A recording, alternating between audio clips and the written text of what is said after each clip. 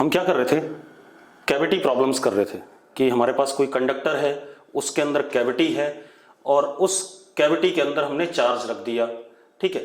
तो क्या क्या पॉसिबिलिटीज हैं उसको हम एनालाइज कर रहे थे। तो अब सबसे पहले हमारे पास ये कंडक्टर है, इट इज न्यूट्रल कंडक्टर। कैसा कंडक्टर है? न्यूट्रल कंडक्टर, ठीक है। ये क्या हो गया? एक न्यूट्रल कंडक्टर हो गया। अब देखो भाई, ये एक न्यूट्रल कंडक्टर है, इसके अंदर हमने एक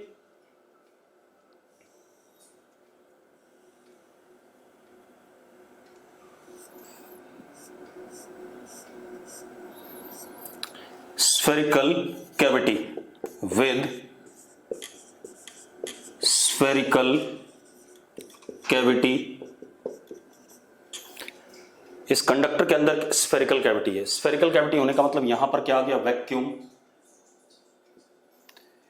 बाहर वैक्यूम या एयर, और ये क्या है? कंडक्टर है, ठीक है। ये क्या है? कंडक्टर वाला रीजन है, ठीक।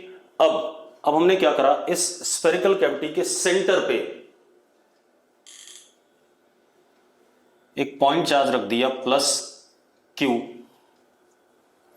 With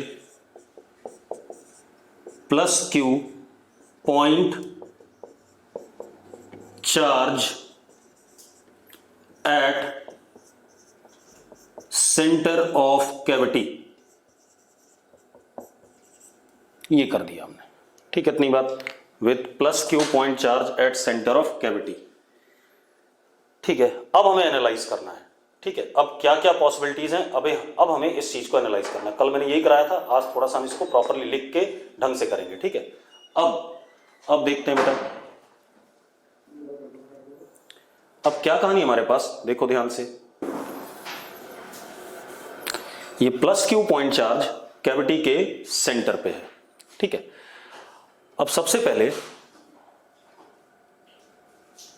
Q upon epsilon naught electric lines of force emerge from plus Q charge। इसमें किसी को दिक्कत हो? आपको क्लियर है कि इतनी लाइनें निकलेंगी? अगर आपको क्लियर है तो लिखो क्लियर है। तो इससे कितनी लाइनें निकलेंगी? Q upon epsilon not lines निकलेंगी पॉइंट चार्ज प्लस Q से। अब मेरी बात सुनो, हमें एक बात पता है, ये जो कंडक्टर वाला रीजन है, ठीक है, इतनी बात। Inside conductor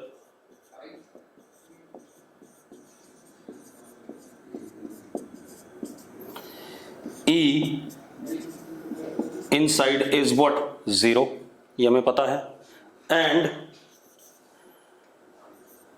surface of conductor end portion inside conductor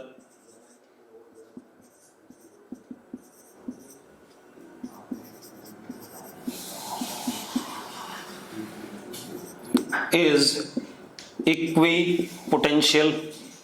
ये भी हमें क्लियर है। इसका मतलब अगर मैं सरफेस का पोटेंशियल Vs लेता हूं और V इनसाइड का V इन लेता हूं तो Vs is equal to V in. दूसरी चीज, अंदर किसी भी पॉइंट पे इलेक्ट्रिक फील्ड क्या है? कंडक्टर के अंदर किसी भी पॉइंट पे इलेक्ट्रिक फील्ड क्या है? 0 है। ये बात क्लियर है या नहीं है?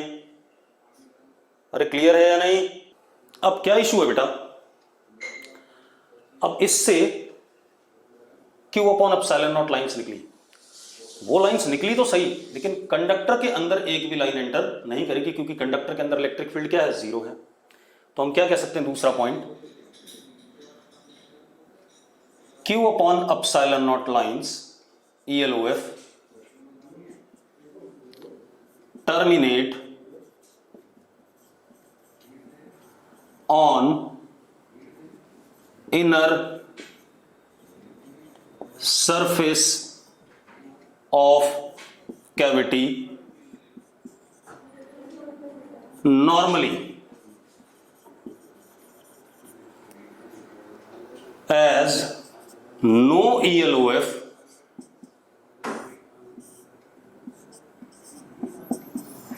enters conductor because E inside conductor is 0। Normally क्यों कंडक्ट टर्मिनेट कर रही है? सिंस इक्विपोटेंशियल सरफेस, अगर ये V इन VS के बराबर है तो ये भी क्या है? VS के बराबर है। ठीक है, ये सारा का सारा कंडक्टर के अंदर वाला रीजन क्या है? इक्विपोटेंशियल होता है, और इक्विपोटेंशियल सरफेस पे लाइंस ऑफ फोर्स नॉर्मल होती हैं। इस बात में अगर आपको ये सारी बात क्लियर, जो मैंने सेकंड पॉइंट लिखाया, तो आप यस लिखो। मतलब इससे जो भी लाइंस निकल रही हैं वो नॉर्मली इस सरफेस पे टर्मिनेट कर रही हैं। तो इसका मतलब तीसरा point, ELOF emerge radially from plus Q and radially निकल रही है प्लस Q से, और क्या कर रही हैं? And terminate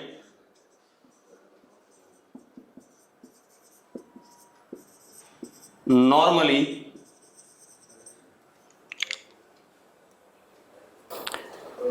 on inner surface of cavity, therefore charge induced on inner surface of cavity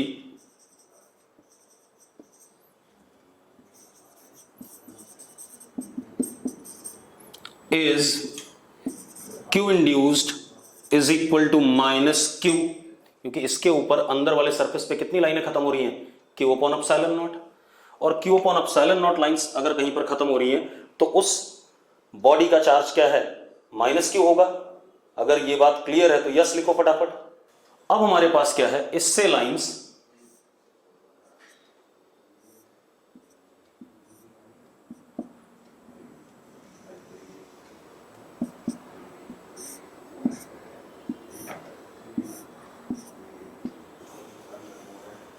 Q upon epsilon not lines radially निकल करके नॉर्मली इनर सरफेस पे खत्म हो रही है। तो इनर सरफेस पे जो चार्ज इंड्यूस आया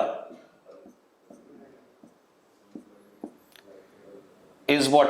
Q induce is minus Q। किसके बराबर हो गया? माइनस Q के बराबर। दूसरी चीज, जो ये चार्ज इंड्यूस आया इनर सरफेस पे, इनर सरफेस है कैसा? स्फेरिकल है। स्फेयर है या नहीं है? तो रेडियस ऑफ कर्वेचर हर जगह क्या है? सेम है। रेडियस ऑफ कर्वेचर हर जगह सेम है, तो इनर सरफेस पे जो चार्ज डेंसिटी आएगी माइनस Q की, वो क्या आएगी? यूनिफॉर्म आएगी। तो हम क्या लिख सकते हैं?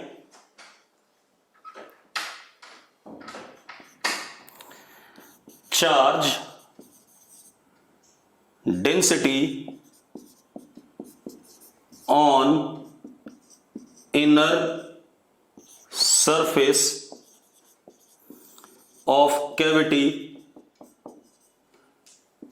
is uniform as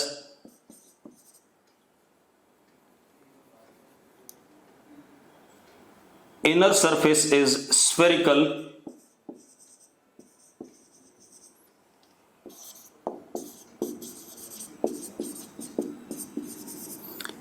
therefore radius of curvature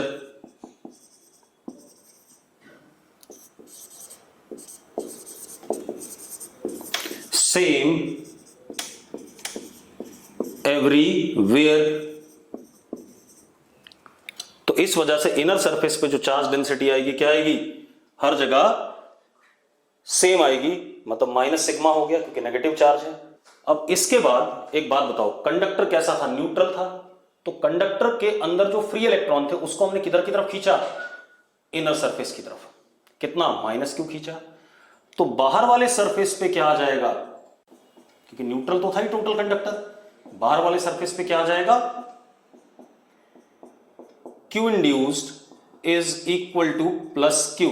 बाहर वाले सरफेस पे क्या आ जाएगा? Q induced is equal two plus Q. तो इस पॉइंट को भी लिख लेते हैं।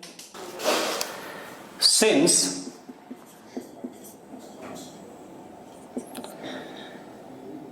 Conductor is neutral, therefore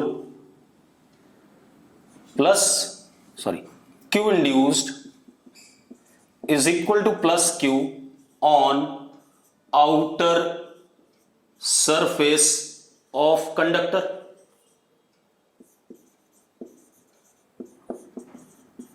On outer surface of conductor। ठीक है इतनी बात।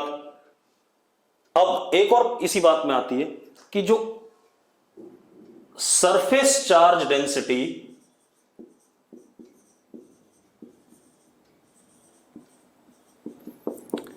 On outer surface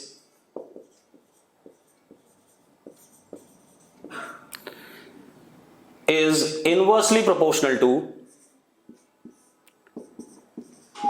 radius of curvature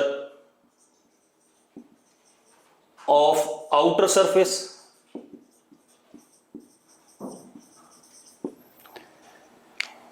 radius of curvature of outer surface. ये बात क्लियर है या नहीं है? अब इसका मतलब अगर हम इस वाले फिगर को देखें तो आउटर सरफेस का रेडियस ऑफ कर्वेचर क्या है? हर जगह अलग अलग है। देयरफॉर सिग्मा आउटर सरफेस का क्या होगा? Non uniform. कोई दिक्कत है इसमें? कोई दिक्कत नहीं बेटा। हर्षित कुछ लिख रहा है, sir sigma inversely proportional to radius of curvature होता है। Sir sigma inversely proportional to radius of curvature वाली बात तो शेयरिंग ऑफ चार्जेस से प्रूव की थी हमने इन जनरल आइसोलेटेड सिस्टम। भाई एक बात बता, ये बात तो हमने बहुत पहले भी कही थी। अगर शेयरिंग में ना भी हो तो अगर रेडियस ऑफ कर्वेचर तुझे दूसरे में भी प्रूव कर दूंगा, परेशान ना हो। सरफेस चार्ज डेंसिटी कंडक्टर के ऊपर सिर्फ डिपेंड करती है किसके ऊपर? रेडियस ऑफ कर्वेचर के ऊपर। और उसके कैसे? Inversely proportional. चाहे वो कहीं पर भी आइसोलेटेड हो, चाहे वो क्या हो, शेयरिंग से हो, उससे कोई फर्क पड़ेगा नहीं। ठीक है इतनी बात। अब क्या कहानी है? अब हमारे पास सिग्मा आउटर सरफेस का नॉन यूनिफॉर्म है इस वाले डायग्राम के लिए। अगर बाहर भी स्फेरिकल होता तो क्या हो जाता? सिग्मा यूनिफॉर्म हो जाता आउटर का। ठीक है चलो, अब इतनी बात हो गई। अब एक और चीज बेटा, क्योंकि आउटर सरफेस पे कंडक्टर के plus Q charge non uniformly distributed है और कंडक्टर का सरफेस क्या होता है? इक्विपोटेंशियल होता है। तो इस सरफेस से इलेक्ट्रिक लाइंस ऑफ फोर्स निकलेंगी। और कैसे निकलेंगी? नॉर्मली।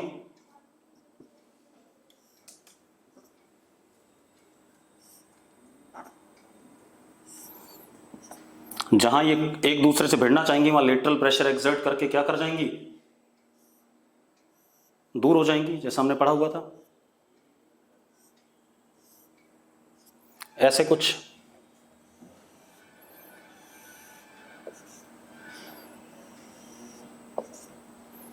ठीक है इतनी बात। तो अब from 6th point, from outer surface of conductor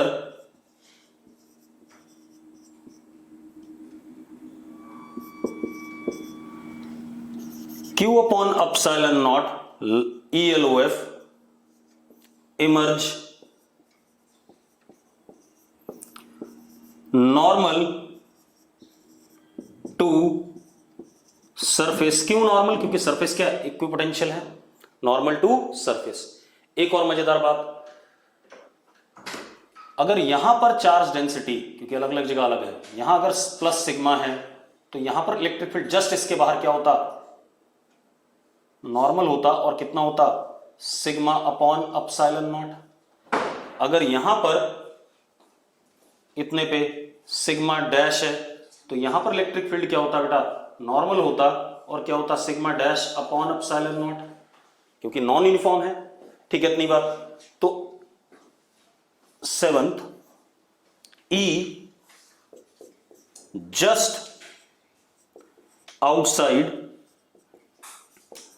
is equal to sigma upon epsilon naught n cap. N cap is what? Normal vector of the surface, या सरफेस के नॉर्मल यूनिट वेक्टर की direction. ठीक है, इतनी बात। अब क्योंकि sigma non uniform है तो ई जस्ट आउटसाइड भी क्या होगा, नॉन यूनिफॉर्म होगा। और अगर सिग्मा यूनिफॉर्म होता तो ई का मैग्नीट्यूड क्या होता, हर जगह क्या हो जाता, सेम हो जाता। क्लियर है इतनी बात, ये कहानी आ गई। अब इसके बाद इतनी कहानी हमने एक्सप्लेन कर ली। अब मेरी बात ध्यान सुनो, ध्यान सुनना बेटा। ये हो गया हमारे पास, अब इसको मिटा देते हैं। अगर आपको किसी भी पॉइंट में दिक्कत है तो अभी लिख दो कि इस पॉइंट में दिक्कत है। मैंने पॉइंट वाइज लिखा है 1 2 3 4 5 6। थर्ड पॉइंट क्या था आदित्य, ये भी बता दे भाई, क्योंकि बोर्ड से मिट चुका है, पता नहीं कौन सा था थर्ड पॉइंट। लड़की, पॉइंट चार्ज है ये प्लस क्यू, तो पॉइंट चार्ज से तो इलेक्ट्रिक लाइंस ऑफ फोर्स क्या निकलती है, हमेशा रेडियल निकलती है। ये ELOF में ही लिखा दिया आपको, कहां सो रही है अभी तक। अब सबको क्लियर है, यस लिख दो एक बार सारे के सारे जल्दी से। अब देखो भाई, इसके बाद आगे बात करते हैं। मैं इसी डायग्राम को दोबारा बना रहा हूं और अब कुछ पॉइंट्स की बात करते हैं। आपके पास ये कंडक्टर है न्यूट्रल, ये आपके पास स्फेरिकल कैविटी है। अगेन वही चीज, मैं दोबारा कुछ चीजें बताना चाहता हूं जो बच गई हैं। यहां पर प्लस क्यू पॉइंट चार्ज, यहां पर क्या आया, माइनस क्यू इंड्यूस आया।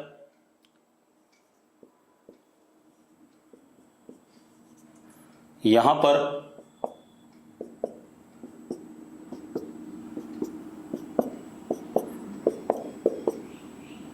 क्यू इंड्यूस प्लस क्यू आया। ठीक है, इतनी बात। अब यहां पे जो सिग्मा है माइनस सिग्मा इंड्यूस, और इधर जो प्लस सिग्मा इंड्यूस है, माइनस सिग्मा इंड्यूस यूनिफॉर्म है, प्लस सिग्मा इंड्यूस इस केस में नॉन यूनिफॉर्म है, क्योंकि रेडियस ऑफ कर्वेचर हर जगह अलग अलग है।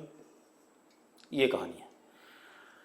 अब हम बात करें, अगर मुझसे, अब रुक जाओ एक मिनट, आपको मैंने एक कंडक्टर भी कराया था। कंडक्टर है स्फेरिकल कंडक्टर, ध्यान सुनना। ये स्फेरिकल कंडक्टर है बेटा, ठीक है। स्फेरिकल कंडक्टर को अगर आप चार्ज देते हो, याद करो जो हमने पहले पढ़ा है, अगर आप चार्ज देते हो तो सारा चार्ज सरफेस पे आ जाता है और अंदर किसी भी पॉइंट पे r दूरी पर इलेक्ट्रिक फील्ड क्या होती थी, 0। और बाहर किसी भी पॉइंट पे r दूरी पर हमने कहा था बाय सिमेट्री आप इस सारे चार्ज को क्या मान सकते हो, सेंटर पे मान सकते हो, पॉइंट चार्ज मान सकते हो। कहा था कि नहीं कहा था, याद करो। तो इस जगह पर इलेक्ट्रिक फील्ड रेडियली आउटवर्ड के क्यू अपॉन आर स्क्वायर।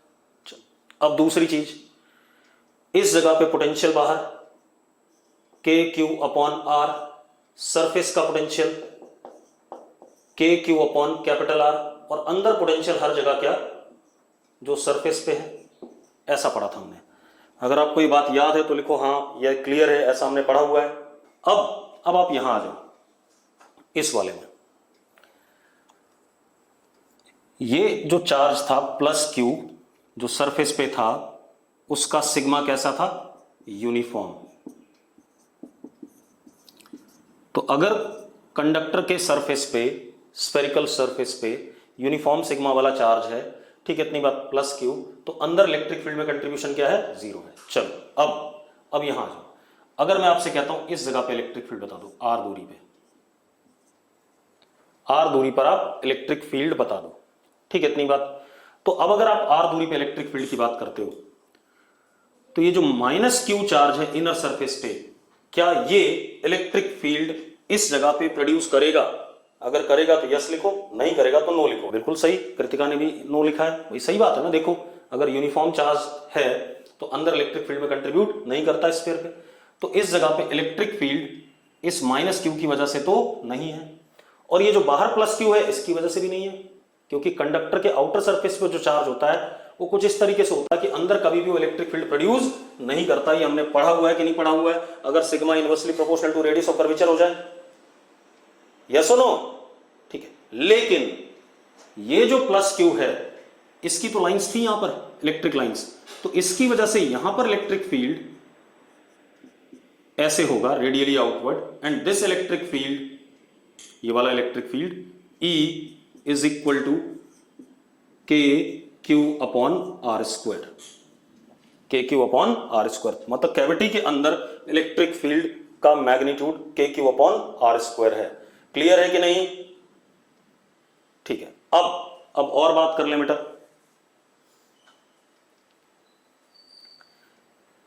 अब हम आ जाते हैं कंडक्टर के अंदर इलेक्ट्रिक फील्ड पे, इस पॉइंट पे।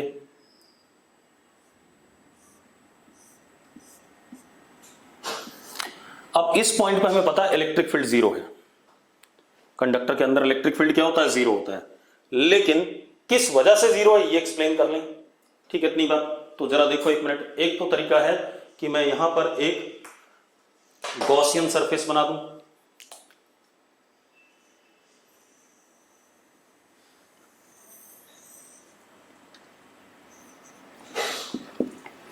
गॉसियन सरफेस बना दिया मैंने। तो एक बात बताओ, इस रेड वाले गॉसियन सरफेस के अंदर चार्ज इनक्लोज्ड प्लस क्यू और minus q, total charge enclosed क्या है? जीरो है। तो E dot d s is equal to zero. E at this point unique होगा तो इंटीग्रेशन से बाहर आ जाएगा अंदर। चलो मैं लिख देता हूं, E dot d s is equal to zero. ठीक है, इतनी बात। अब E at this particular point will be unique.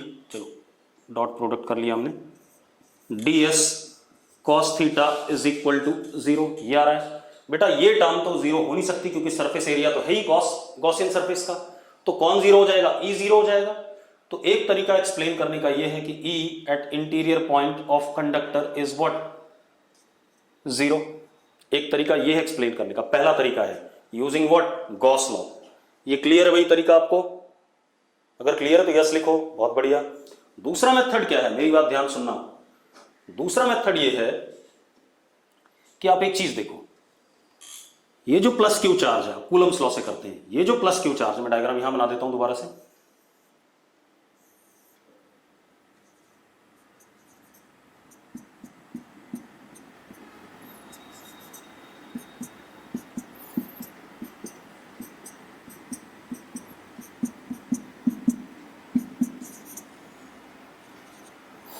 ये plus Q charge point charge है, तो इसकी वजह से इलेक्ट्रिक फील्ड आर दूरी पे radially outward E due two plus q, और E due two plus Q कितना?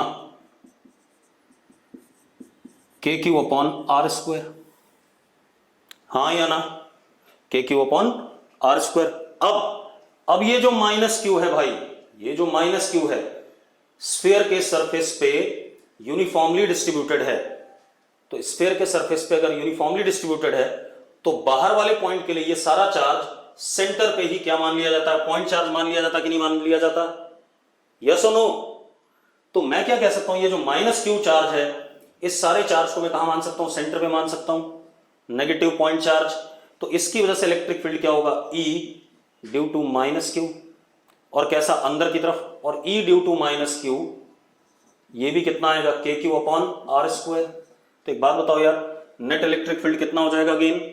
नेट इलेक्ट्रिक फील्ड कितना हो जाएगा अगेन? जीरो। ठीक है, इतनी बात तो मैंने दोनों तरीके से एक्सप्लेन कर दिया। कंडक्टर के अंदर इलेक्ट्रिक फील्ड जीरो, एक मैंने गॉस लॉ से करा और एक बार मैंने किससे कर दिया? कूलम्स लॉ से कर दिया। क्लियर है? ठीक है, अब इसके बाद आ जाते हैं हम बाहर वाले पॉइंट के लिए। कंडक्टर के बाहर आ जाते हैं। अब अगर मैं कंडक्टर के बाहर आता हूं बेटा इस पॉइंट पे, यहां पर, अब एक बात बताओ, ये प्लस क्यू और ये माइनस क्यू, तो इस जगह पे इलेक्ट्रिक फील्ड में कंट्रीब्यूट नहीं करेंगे। At point P, at P plus Q at centre and minus Q on inner surface of cavity do not contribute in electric field, ठीक है, या electric field is zero due to both at P। बात समझ में आती है कि नहीं आती है? चाहे आप कूलम्स लॉ लगा के देख लो, प्लस क्यू का क्या होगा रेडियली आउटवर्ड, माइनस क्यू का रेडियली इनवर्ड, तो दोनों कैंसिल कर जाएंगे। लेकिन ये जो आउटर सरफेस पे चार्ज है इसकी वजह से यहां पर इलेक्ट्रिक फील्ड होगी, वो किसी भी डायरेक्शन में हो सकती है बेटा, मुझे नहीं पता किधर है, ठीक है, इतनी बात मान लो ऐसे है। क्योंकि लाइंस ऑफ फोर्स तो थी यहां पर, लाइंस ऑफ फोर्स थी कि नहीं थी, ऐसे निकल रही थी, ठीक है, इतनी बात। E vector outside conductor is due to charge plus Q induced on outer surface of conductor, ठीक है। लेकिन ये KQ अपॉन आर स्क्वायर नहीं हो सकता, इसलिए नहीं हो सकता कि कंडक्टर के ऊपर चार्ज डेंसिटी नॉन यूनिफॉर्म है, उस सारे चार्ज को आप इस जगह पे सेंटर पे नहीं कह सकते। ये यूनिफॉर्म था तो इसको आपने सेंटर पे कह दिया था माइनस क्यू वाला, ठीक है, इतनी बात। तो इसकी इसी वजह से मैंने इलेक्ट्रिक फील्ड की डायरेक्शन देखो इधर बनाई। आप अगर ध्यान से देखो तो ऐसे कुछ लाइन्स ऑफ फोर्स आ रही होंगी, मान लो ऐसी लाइन ऑफ फोर्स है इस जगह पे, तो उसके टेंजेंट क्या हो गया, डायरेक्शन ऑफ इलेक्ट्रिक फील्ड हो गया। अरे क्लियर है? चलो ये हो गया। अब एक ने लिखा नो सर, कौन सी चीज समझ में नहीं आई, लास्ट पॉइंट समझ में नहीं आया। एक बात बता भाई, KQ upon r square electric field due to point charge होता है या तो uniformly distributed charge on spherical surface होता है, KQ अपॉन आर स्क्वायर। क्या ये इलेक्ट्रिक फील्ड, यहां पे जो इलेक्ट्रिक फील्ड है ये इस चार्ज की वजह से है, ये तो क्लियर है। इस चार्ज की वजह से अगर है तो क्या ये चार्ज स्फेरिकल सरफेस पे यूनिफॉर्मली डिस्ट्रीब्यूटेड है?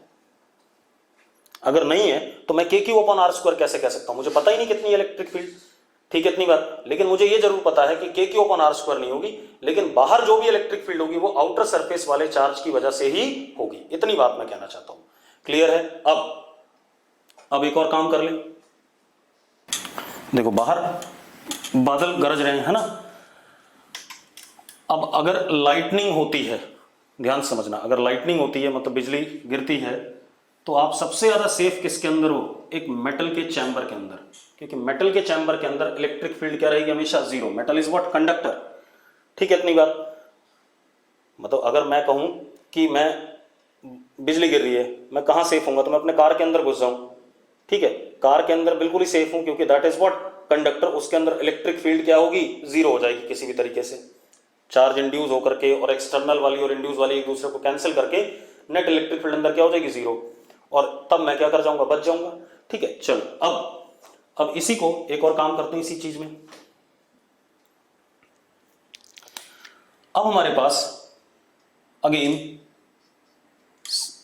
न्यूट्रल कंडक्टर है, ठीक है। इसके अंदर एक स्फेरिकल कैविटी है,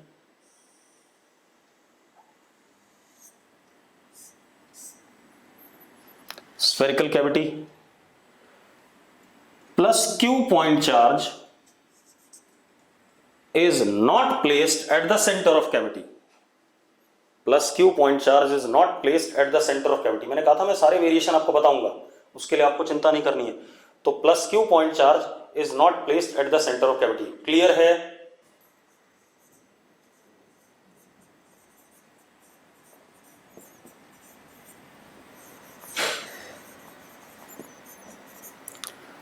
अब खेल तो अभी भी वैसा ही है। अगर खेल हम देखें तो इस प्लस Q से पहला पॉइंट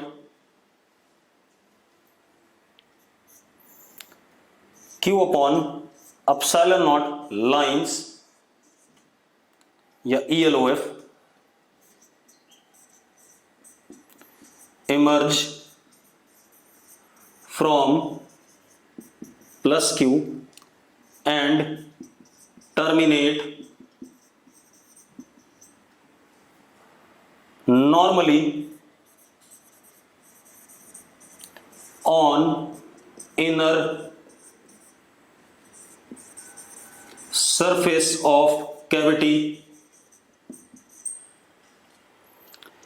इससे Q upon epsilon not lines निकलेंगी और कैविटी के इनर सरफेस पे नॉर्मली टर्मिनेट करेंगी उतनी ही लाइंस। ठीक है, इतनी बात। अब मैं आपसे लॉजिक जानना चाहूंगा, किसी को अगर डाउट है इस पॉइंट में, ठीक है, कि नॉर्मली क्यों टर्मिनेट करेंगी और उतनी ही लाइन क्यों टर्मिनेट करेंगे, सारी बात मुझे, अगर किसी को डाउट है तो लिखो डाउट है, फिर मैं उसका रीजन दूंगा। हल्का सा भी डाउट है तो पूछ लेना भाई। मीत आदित्य डाउट है। एक बात बता भाई, इस पॉइंट में तो शायद डाउट नहीं कि इतनी लाइनें निकलेंगी। इस पॉइंट में डाउट है मीत कि क्यों अपॉन नहीं है ना? डाउट तेरा है, डाउट प्रॉपर लिखा करो भाई कि नॉर्मली क्यों टर्मिनेट करेंगे। देखो तुमसे ज्यादा मुझे पता है तुम्हारे डाउट। ठीक है, इतनी बात। हाँ, डाउट क्या है? नॉर्मली क्यों टर्मिनेट करेंगे, यही है।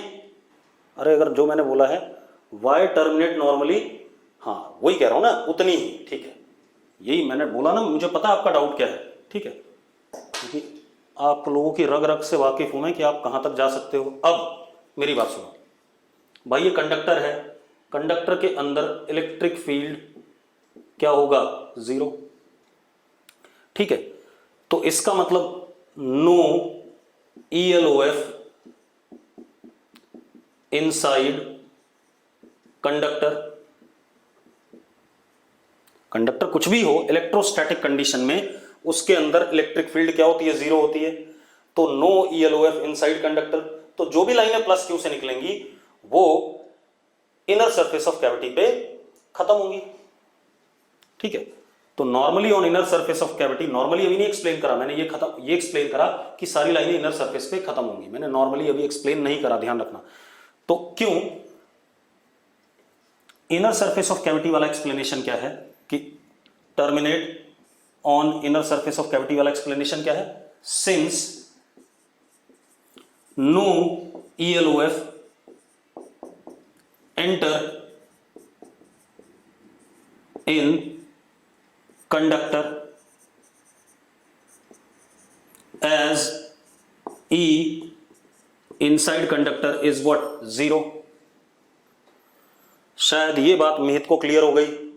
अभी नॉर्मली वाली बात क्लियर नहीं हुई। मेहत ये बात क्लियर है कि नहीं है? ठीक है, अब नॉर्मली क्यों?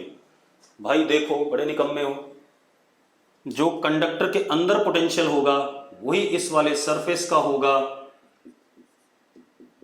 और वही इस वाले सरफेस का होगा कि conductor is what? Equipotential body. Conductor का हर सरफेस इक्विपोटेंशियल होता है, हाँ या ना? तो भाई कैसे टर्मिनेट करेंगे जरा बता दो मुझे। नॉर्मली। ठीक है, तो नॉर्मली क्यों टर्मिनेट करेंगी? Since conductor is equipotential. पहला पॉइंट क्लियर हो गया। ठीक है, अब ये पॉइंट क्लियर हो गया, कोई दिक्कत नहीं। अब जरा देखो, अब एक मजेदार बात देखो, अगर मैं इस पॉइंट से लाइंस रेडियल बना दूं ऐसे,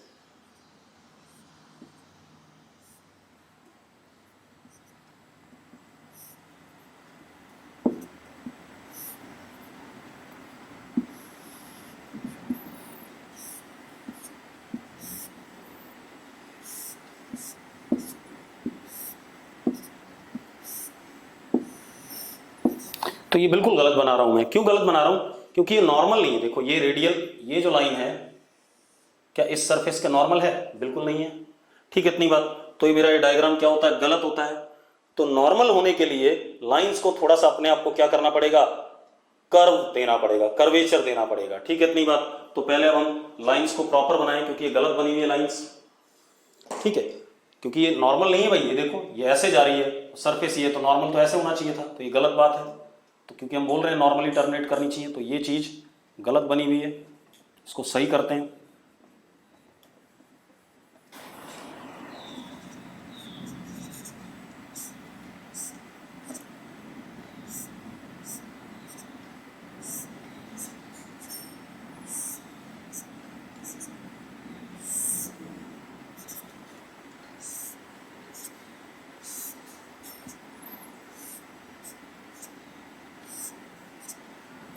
अब ये नॉर्मल हो गया।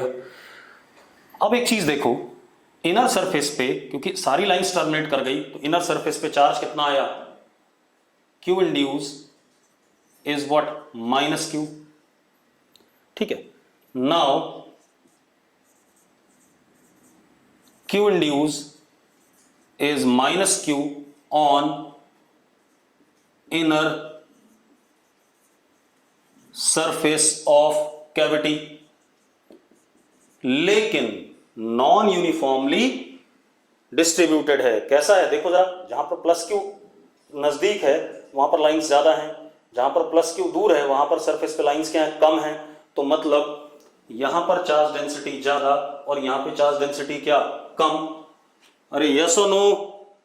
अब सुनो भाई, तो मैं क्या कह रहा हूं, now q induce is equal to minus q on inner surface of cavity with non uniform surface charge density. ठीक है, इतनी बात। भले ही ये स्फेरिकल सरफेस था लेकिन इस केस में चार्ज डेंसिटी क्या होगी, नॉन यूनिफॉर्म रहेगी। अगर नॉन यूनिफॉर्म ना होगी तो बेटा हर जगह पर सरफेस पे लाइंस बराबर बराबर आनी चाहिए। इतने एरिया में, यहां से इतने एरिया में और इतने एरिया में, इतने एरिया में हर जगह लाइंस क्या आ जाएंगी, बराबर जाएंगी। अगर यूनिफॉर्म हुआ तो वो रेडियल, वो नॉर्मल नहीं रह पाएंगी। ठीक है, इतनी बात। तो नॉर्मल रहने के लिए हमें क्या करते हैं, नॉन यूनिफॉर्म चार्ज डेंसिटी चाहिए होगी इनर सरफेस पे। अब क्योंकि कंडक्टर न्यूट्रल है, since conductor neutral,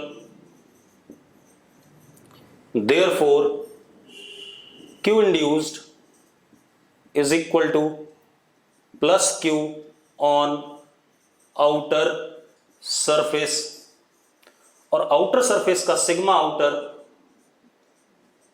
is inversely proportional to radius of curvature.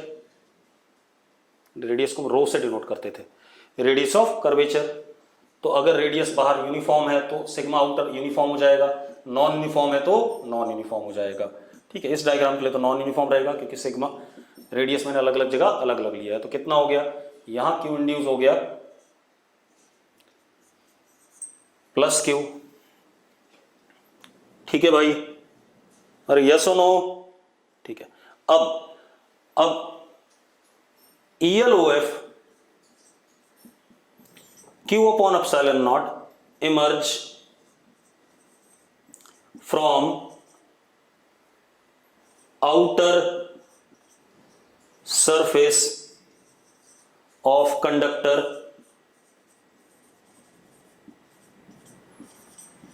normally, क्योंकि conductor is again what, equipotential surface.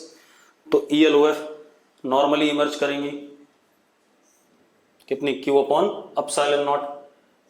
जहां पे एक दूसरे को काटने वाली होंगी वहां पर कुछ खेल ऐसा हो जाएगा कि थोड़ा सा क्या आ जाएगा,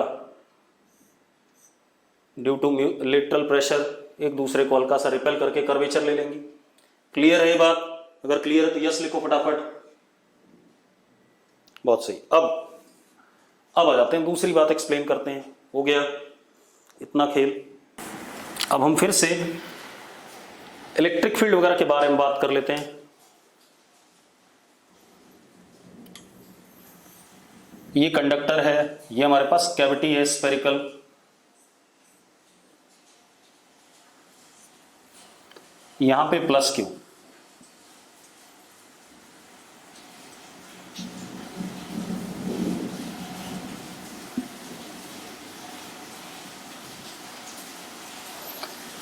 ये माइनस क्यू,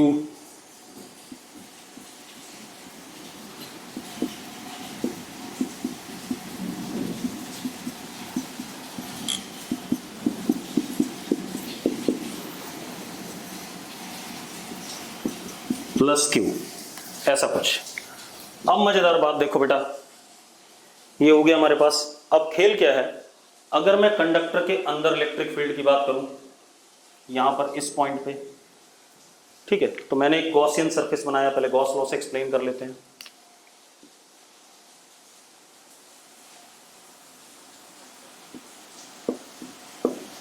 तो हम कह सकते हैं फ्रॉम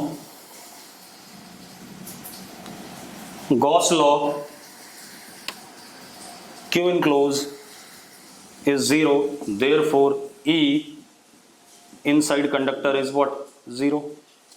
दूसरा हम एक और चीज कह सकते हैं, देखो अगर मैं कूलम्स लॉ से एक्सप्लेन करूं तो उसका एक्सप्लेनेशन क्या है, ये एक पॉइंट चार्ज है और ये डिस्टेंस अगर r है, ध्यान सुनना बहुत बढ़िया चीज आ रही है, तो इसकी वजह से electric field E due two plus Q होगा ऐसे। अब ये जो minus Q charge inner surface पे आया है बेटा, इसका खेल क्या होना चाहिए, ये कुछ इस तरीके से आना चाहिए कि इसका सेंटर ऑफ चार्ज इसी पॉइंट के ऊपर रखा जा सके। मैं क्या कह रहा हूं, minus Q on inner surface should be distributed such that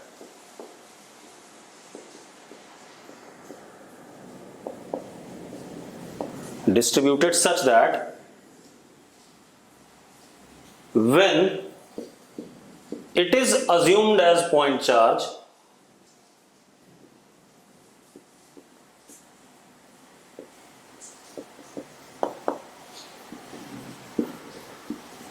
its center of charge must be on position of plus Q।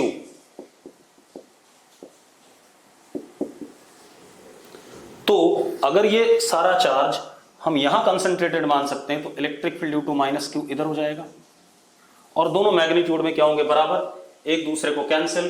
तो कूलम्स लॉ से भी एक्सप्लेन हो रहा है या नहीं हो रहा है, यस और नो।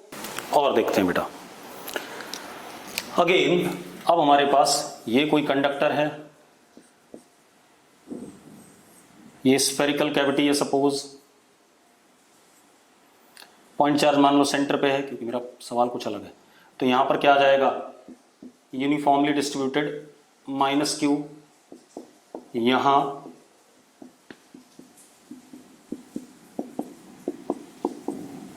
Plus Q। अब अगर मैं इस सिस्टम के पास में इफ अनदर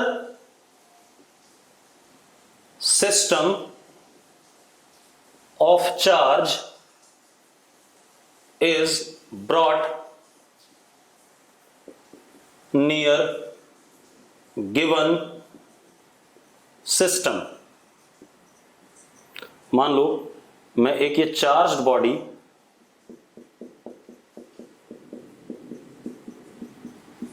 लेके आया, तो अब मजेदार बात देखो, कंडक्टर के सरफेस पे चार्ज मूव तो कर ही सकता है, होगा क्या, ये पॉजिटिव चार्ज बॉडी जब आप यहां लाए तो ये क्या करेगा, क्योंकि अंदर यहां पर अभी भी इलेक्ट्रिक फील्ड क्या रहनी है, जीरो रहनी है किसी भी हाल में, ठीक है, इतनी बात। और इन दोनों का माइनस Q प्लस Q का कोई कंट्रीब्यूशन यहां पर नहीं है, सिर्फ यहां पर इलेक्ट्रिक फील्ड हमेशा के लिए क्या थी, जीरो। अब इन दोनों का तो यहां पर कोई कंट्रीब्यूशन नहीं है। अब इसकी इलेक्ट्रिक फील्ड मिला करके और इस ड्रामे की इलेक्ट्रिक फील्ड मिला करके इस जगह पर क्या होनी चाहिए, जीरो होनी चाहिए। तो ये चार्ज थोड़ा सा क्या कर जाएगा, आउटर सरफेस का चार्ज थोड़ा सा क्या हो जाएगा, डिस्टर्ब, ठीक है, इतनी बात। इसका जो क्या कहते हैं सरफेस डिस्ट्रीब्यूशन था वो थोड़ा सा क्या हो जाएगा, चेंज हो जाएगा। अब जरा देखो इस जगह पे इसकी वजह से इलेक्ट्रिक फील्ड मान लो इधर है, तो इसकी वजह से क्या उसके बिल्कुल क्या आएगी, अपोजिट आएगी और नेट इलेक्ट्रिक फील्ड क्या हो जाएगी, जीरो हो जाएगी। तो अब क्या कहानी है कि अगर हम कोई सिस्टम ऑफ चार्ज लाते हैं, अनदर सिस्टम ऑफ चार्ज, ठीक है, near the given system, then charge density और distribution of charge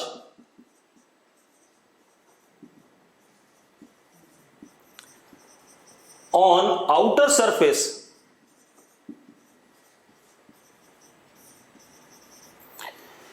changes so that E inside is 0, लेकिन अंदर वाले पर कोई फर्क नहीं पड़ेगा, क्योंकि यहां पर इलेक्ट्रिक फील्ड जीरो है। इलेक्ट्रिक फील्ड जीरो तो इस चार्ज को कोई भी फोर्स लगने वाला नहीं है। लेकिन जब यहां पे चार्ज था, इसकी इलेक्ट्रिक फील्ड थी यहां पर, तो उस चार्ज पे क्या लगा, फोर्स, तो वो डिस्ट्रीब्यूशन क्या कर गया, बदल गया। But charge distribution on inner surface remains same. ये कहानी आ गई। अगर आपको ये बात क्लियर है तो यस लिखो फटाफट। नहीं, अब सिग्मा इनवर्सली प्रोपोर्शनल नहीं होगा भाई। वो आइसोलेटेड वाले केस में था, यहां पर हमने एक सिस्टम लिया जिसने उसको क्या करा, डिस्टर्ब कर दिया। क्लियर है? ठीक है, अब ये हो गया हमारा। अब अगली क्लास में हम कुछ और पढ़ेंगे।